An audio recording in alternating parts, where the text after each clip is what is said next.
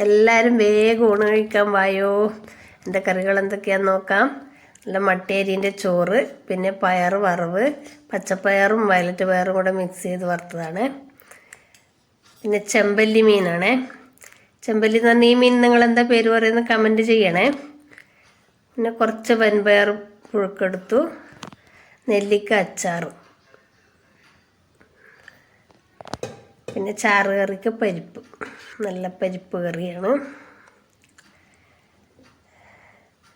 പിന്നെ കൊണ്ടാട്ടമുളക് എരിവ് എനിക്ക് അത്ര പ്രിയമല്ല, എന്നാലും ഒരു സ്റ്റൈലിന് അങ്ങ് വിളമ്പിയതാണ്.